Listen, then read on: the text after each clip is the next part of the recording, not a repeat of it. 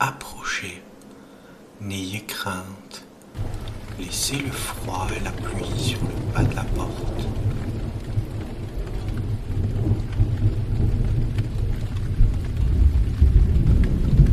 Ici, les murs sont épais, assez épais pour faire oublier le monde. Vous avez l'air fatigué, vos épaules sont lourdes et toutes les heures passées, de tous les bruits de la ville, de toutes les pensées qui tournent sans fin. Prenez ce siège. C'est le plus vieux de la taverne, mais c'est aussi le plus accueillant. Sentez le tissu rugueux sous vos doigts. Installez-vous. Prenez votre temps. Rien ne presse. Ce soir, la montre ne compte plus.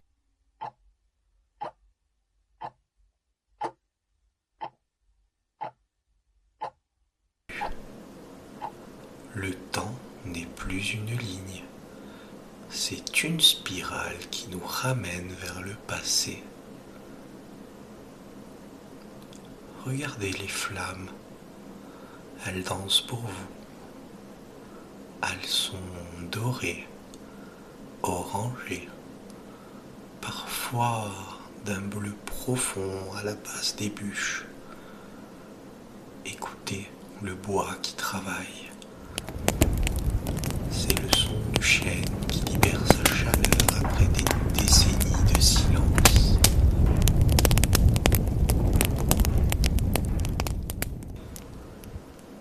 Imaginez l'odeur. Une odeur de tabac, de pipe oubliée, de vieux livres aux pages jaunies et de cannelle. Respirez, inspirez le calme et expirez vos soucis. Laissez vos paupières devenir un peu plus lourdes, juste un peu. Ici, dans la taverne des contes, nous ne racontons pas d'histoires pour passer le temps. Nous racontons des histoires pour que le temps nous oublie. Ce soir, j'ai déterré pour vous un récit que la mer a tenté de noyer.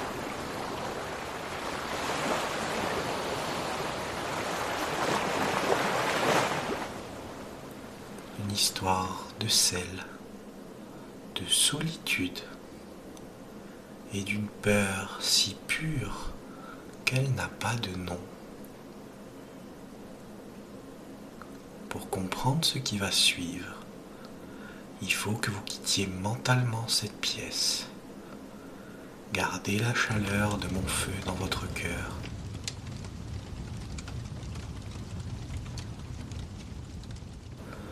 Mais laissez votre esprit s'envoler, traverser les plaines, survoler les forêts sombres de l'Écosse et atteignez la côte. Sentez-vous ce changement d'air? Il devient coupant, humide. C'est l'Atlantique. Un océan qui ne dort jamais. Un océan qui se souvient de chaque navire qu'il a brisé.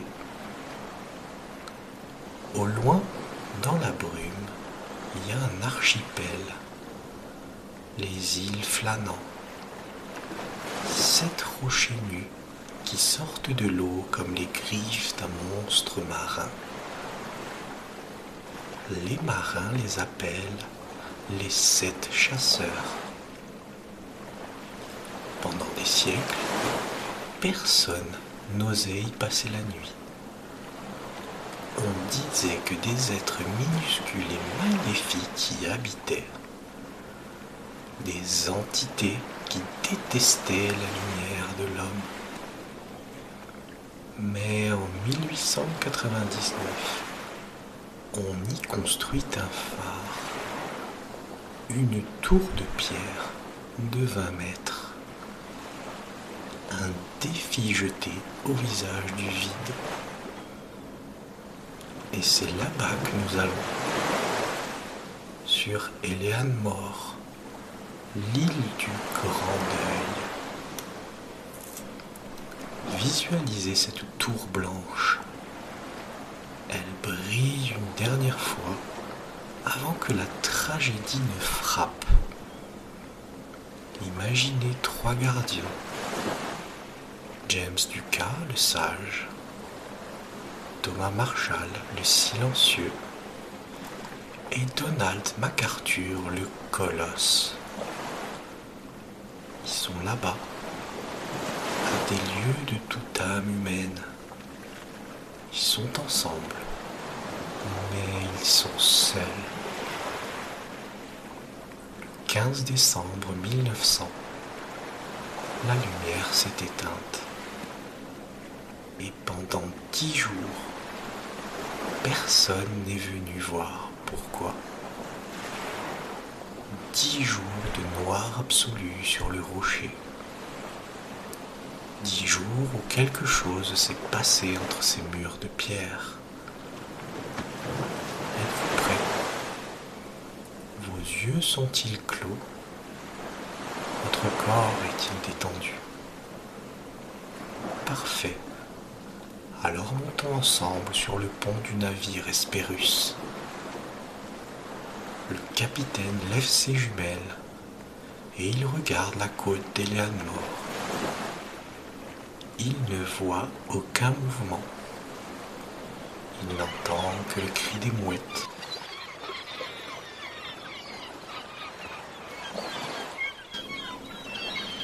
Le voyage peut enfin commencer.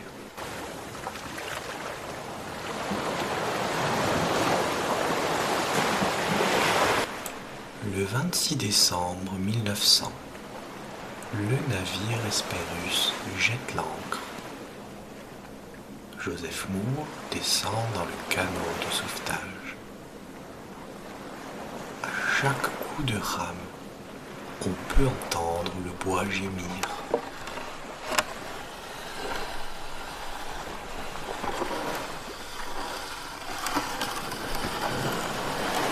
Nuit d'un vert sombre, presque noir.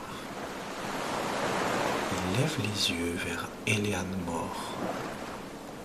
Le phare est là, immobile, comme un cadavre debout. Mort saute sur la pierre du quai. Elle est couverte d'une écume jaunâtre, épaisse. Il appelle, mais sa voix meurt contre la falaise. Il n'y a personne pour attraper les amarres. Personne pour l'aider à monter. Il commence alors l'ascension des 160 marches. Taillé dans la roche vive. Ses poumons brûlent. Le vent siffle dans ses oreilles.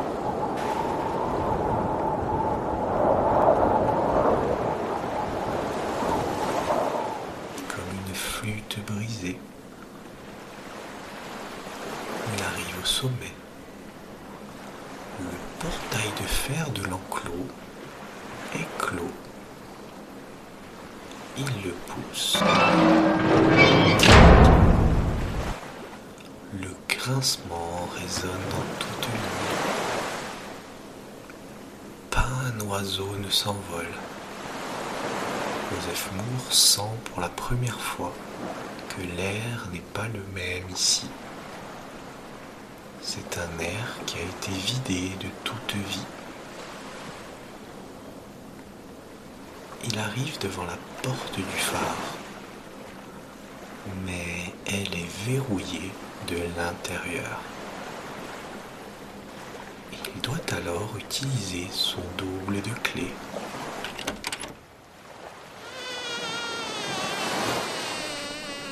La porte s'ouvre sur une pénombre qui sent la suie et le froid.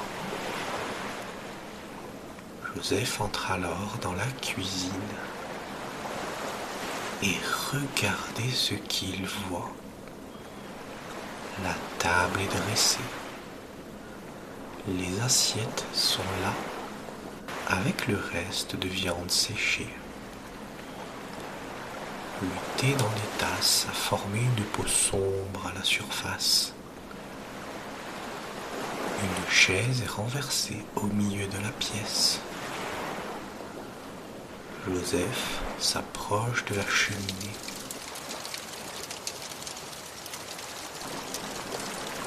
Les cendres sont froides depuis des jours. Il remarque un détail qui glace le sang.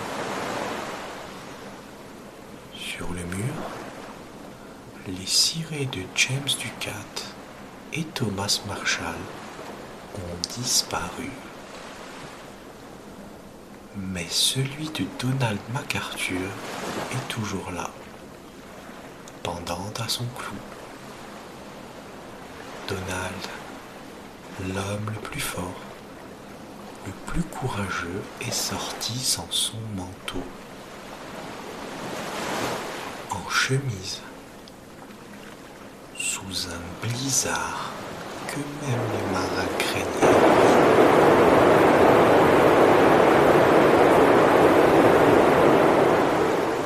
Pourquoi ? Qu'est-ce qui a pu entrer dans cette cuisine pour le faire fuir sans même prendre le temps de se couvrir ?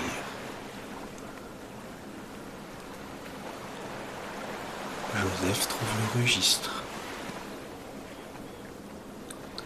Il est posé sur le pupitre de bois. Moore passe ses doigts entre les pages.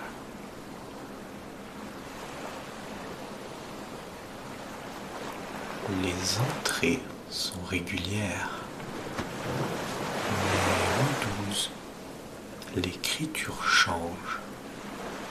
Elle devient nerveuse, hachée. Thomas Marshall écrit « Tempête terrible, jamais vu un vent pareil ». Il écrit que James Ducat est silencieux, prostré. Et Donald, le géant Donald, pleure dans son coin. Le 13 décembre, le journal dit que les 3 hommes prient. Ils ne réparent pas la lampe, ils prient. Mais écoutez bien, ce même jour, le 13 décembre, des navires passaient à quelques miles de là. Leurs journaux de bord sont formels. Le ciel était dégagé. La mer était calme. Il n'y avait pas de tempête. La tempête était enfermée sur l'île. Elle tournait autour du phare, invisible pour le reste du monde, mais bien déchaînée sur eux.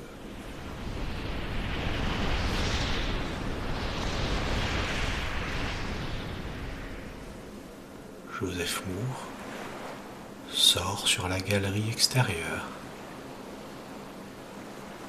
Il regarde vers l'ouest. À 60 mètres sous ses pieds, la mer a fait l'impossible.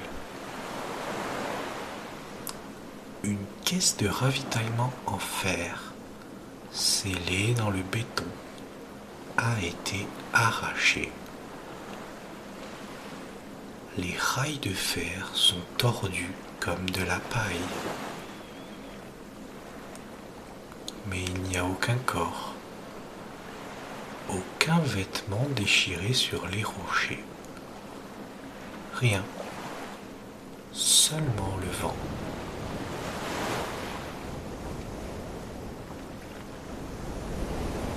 Joseph Moore raconte qu'il a senti une présence derrière lui. Une présence immense qu'il observait depuis le sommet de la lanterne. On dit que sur Eleanor Moore, il existe une faille dans la pierre. Un endroit où le monde des hommes touche à celui des ombres. Les 3 gardiens ne sont pas tombés à l'eau. Ils n'ont pas été emportés par une vague. Ils ont été effacés, comme une craie sur un tableau noir.